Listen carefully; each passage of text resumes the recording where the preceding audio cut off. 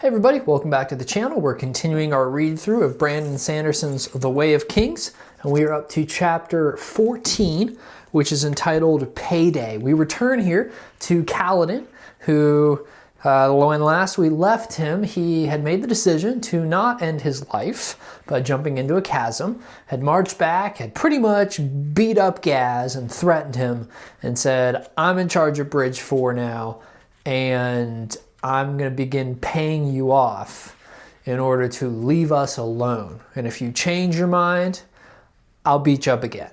And so that's pretty much where we left Kaladin.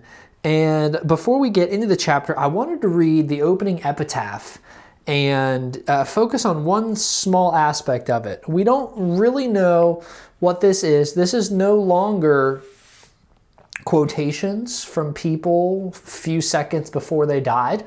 That happened in part 1. It felt like every chapter there was a new quotation from somebody, and then it would give an inscription of 5 minutes before death, 13 seconds before death. This seems to be a letter written by someone to someone. We don't know anything else about it, but it reads here, "Let me first assure you that the element is quite safe. I have found a good home for it. I protect its safety like I protect my own skin, you might say." And so whatever this is, whoever's writing has something important that they're calling the element.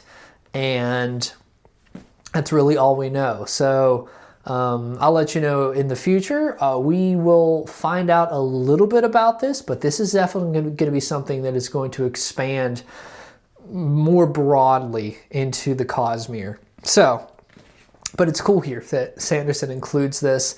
And again, it just gives you some more of the lore, more of the depth of this world.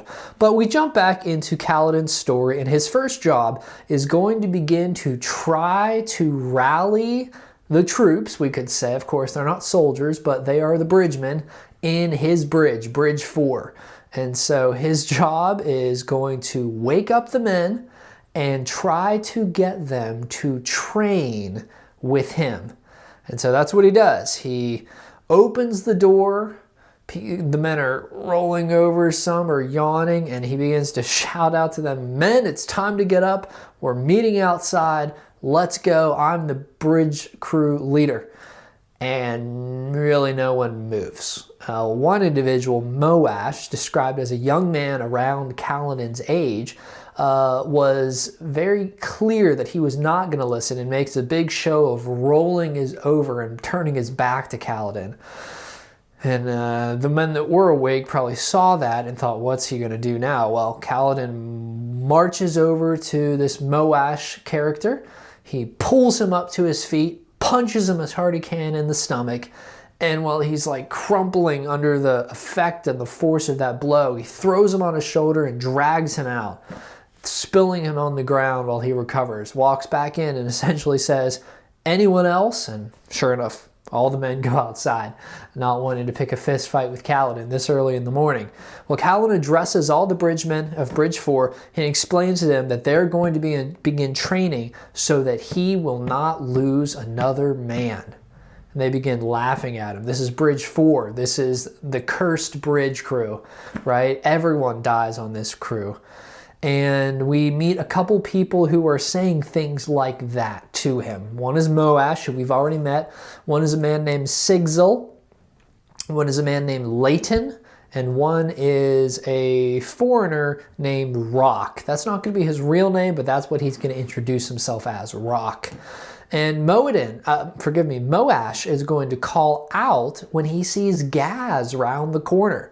And he is going to essentially ask him, does this guy have authority over us? Can he tell us what to do? And Gaz responds, no, only on the field of battle does he have any authority. Needless to say, all the men leave and they go different places. Some go back to sleep, some mill around to go try to find something to eat.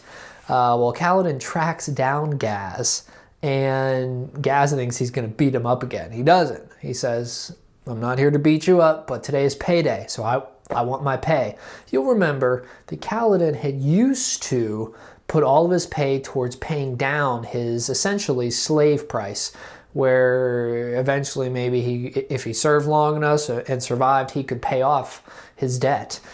He changed his mind and when he decided to leave the chasm that night and said, I'm going to begin taking my pay. Well, he reached out his hand and wanted all the coins, and Gaz says, hey, we just struck a deal that you were going to pay me one of these coins to sort of leave you alone. And he holds out his hand again, and Gaz puts that last coin in, and Kaladin turns and gives it back to him. Essentially lets him know, no, I'm paying you this, but you're not keeping my pay. If anything changes in our agreement, you're not getting your pay again. So don't think that you are withholding this from me. And Gaz storms off because that's how Gaz is. Well, Kaladin is still concerned. How are we going to get these men to buy in?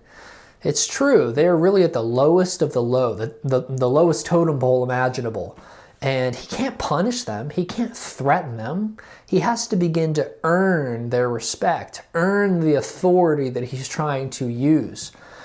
Well, he asked what the men's responsibilities were for the day. Gaz tells him before he leaves, well, afternoon, you guys have to help her out with the bridges, and then in the evening, you all are cleaning up after the evening meal.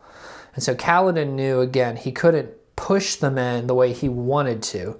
But what he does, he decides that he's going to try to lead by example, which is what he would normally have done, but only here by example. So he goes over to the carpenter's shop where they're fitting together new bridges, and he asks to hold part of the bridge that is going to be resting on the bridgeman's shoulders. Very, very heavy plank. And the carpenter says, okay, just don't take it too far. So he puts it on his back. He feels the weight, and he goes out into the field and he begins marching back and forth, sometimes running, sometimes jumping, sometimes picking it up over his head and continuing to march. What he's doing, he's working out, but he's working out in public. And sure enough, he begins to garner a, not following, no one's joining him, but people are watching. Well, after a while, he goes over and gets a drink of water. And when he comes back, two men, Teft and Rock, are sort of hefting the plank of wood. He doesn't know what they're doing. He goes over, and Teft says that he and Rock had a bet that they thought that Kaladin was just trying to show off. And he was essentially using a lighter board to prove to them, hey, see, if I can do this, but it wasn't really working out. They were impressed. No, this is a very heavy piece of wood. So Teft or Rock pays Teft, whoever lost the bet. And Kaladin continued to work out for a little bit longer. Eventually he dismisses the men and says, hey, it's lunchtime. Go eat your lunch because we have afternoon responsibilities. He goes back, puts the plank back, tries to walk back strongly, and finds a nearby hut, goes in and collapses from exhaustion. He didn't want to appear weak in front of the men. And he's laying down there with his eyes closed, and Syl comes and sort of slaps him again. She has a way of waking him up. And what does she want to tell him? She says, like, this is a big deal. And he's like, what? What is a big deal? And she explains to him that she knows things that she didn't know before. Again, Syl is an interesting character. We don't know much about her. We understand her to be a spren, but most spren are not cognizant. They're not self-aware. And she is learning things, and she's excited that she's learning things. And some of the things that she's picking up on are sarcasm.